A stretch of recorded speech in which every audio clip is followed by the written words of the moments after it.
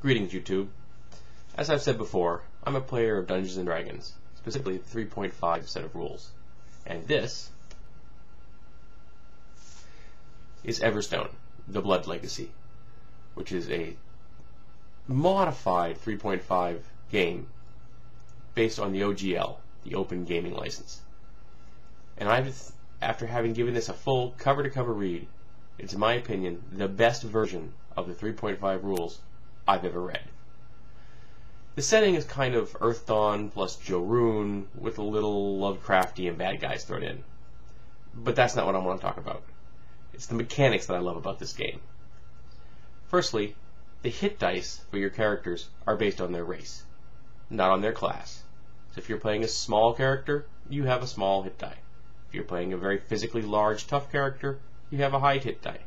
This makes complete sense. I've never understood why a halfling barbarian had more hit dice than a halfling mage. The next thing I liked about this is that the character classes are point-based.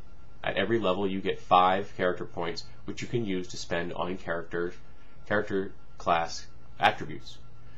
The Border Marshal, their version of the Ranger, you could use it to build one that doesn't have an animal companion, doesn't have favorite enemies, but can use both double weapons and the 2 weapons and archery equally as well.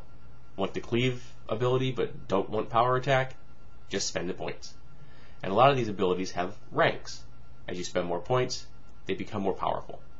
Another thing the game does, which I like, is that every race has energy points. You use these energy points, and they function a lot like hit points, to fuel magic items and to fuel your class's abilities. This means that magic items are created using a skill-based system, and the person making them doesn't spend experience points, because the person using them invests their personal life energy, the energy points, in them. This means that the entire creation system can be summed up in 2 paragraphs, which is so much easier than having the current 3.5 rules as they are. There are rules in the game for creating more traditional 3.5 D&D's type magic items, but the game is much more fast and loose with the balance. It, like myself, doesn't bow too deeply at the altar of balance. Because of this, the creation rules for traditional magic items are also 2 paragraphs long, something I also love. And some of them use energy points to fuel, and some are permanent items in the traditional sense. The combat uses a defense roll as opposed to a direct armor class. Armor is being used to absorb damage as opposed to avoid being hit.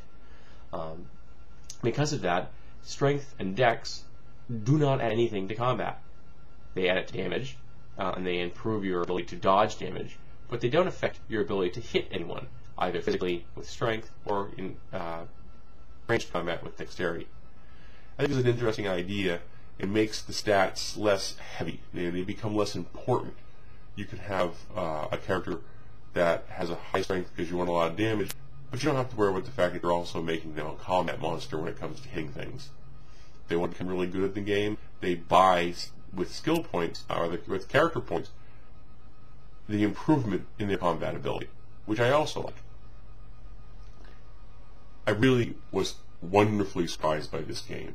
I found it at a used shelf at a comic book store. It was $5. The cover looked a little garish to my taste, and I'm thinking, well, $5.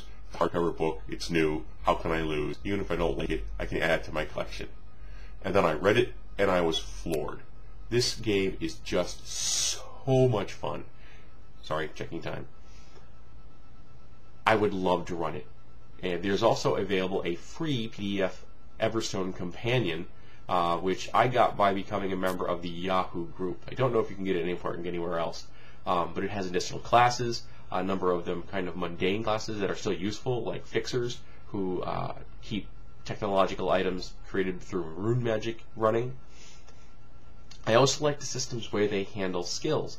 If you spend a rank on a skill, you get a specialty in the skill. So if you take rope use, and it's your class skill for you, by putting that rank in there, you could get a specialty, say, in binding people up. You spend more ranks in it, eventually you'll collect all of the specialties, and the specialties only give a +1 to that particular skill, so it's not a game breaker, but it's a nice little bonus. And if it's a cross-class skill, you don't get the specialty. Also, some of the skills are given breakdowns by what you can do as you gain more ranks, which shows that the skill remains relevant and is worth investing as your character advances, which is also very cool. The races are interesting. They have a golem race, which is a real golem, not like the Eberron Warforged, which I think fell far short of what a construct really should be for a player character. Their golem is a construct, and it really seems to fit the role well. There's a cat-like race. It's based kind of on anime, so don't be surprised by this. There's one thing that did bother me a little, and that the skill points seemed a little sparse. But I've been complaining about that for years when it came to D&D, ever since 3.0 was released. Because every character is going to want to use the skill Rune Device, because every single one wants to use the magic items in the game, which are fueled by their energy points, called Rune Devices. And it's a nice little elegant system. If you have a Rune score of 3, you can use any item of complexity 3 or less just by turning it on like a flashlight. Anything more advanced than that, and you have to make a roll. So if you want to use a device with a complexity of 4, and you only have a rank of 3, you'd have to meet a target number of 8. Not hard to do on a d20 plus 3, admittedly. But as the items get more complex, it becomes more and more problematic. And I like this. I think it's interesting. The magic in this game is not based on the D&D spell lists. There are no D&D spell lists, which is a wonderful thing. Each of the magic using classes has a short list of like about a dozen different spells, which can be used in a more flexible, general way than traditional, very specific D&D spells. And again, they have ranks, and you spend character points on them. But I think it allows a lot more creativity to the construction of the class. You could play a Sun Mage, the warrior mages in the game, and you could play a dozen different ones, each one having a different kind of emphasis, and they would be completely different characters. I really like this. I can't recommend this highly enough. I think that it was horrible that this game did not get more play. I understand that it was released around the same time that Eberron was, so Eberron was the official D&D setting, and this game seems to have been kind of fallen by the wayside, and it's a real pity, because I think it is equally or as good as Eberron was, maybe even better. But then again, I like the Dawnforge setting a whole lot more than Eberron, so my opinion may be skewed in that regard. I can't wait till I get a chance to actually play this game. It looks like a lot of fun to run. It looks like a lot of fun to GM. It's not as nitpickingly balanced as 3.5 can be. And I love 3.5 D20 system. But sometimes there's just too much emphasis on maintaining a perfect set of balance. This is much more anime. Kind of makes me think of Disney's Atlantis and kind of a feel to it. I recommend it. If you're a gamer and you like the D20 3.5 rule system, find yourself a copy of Everstone Blood Legacy.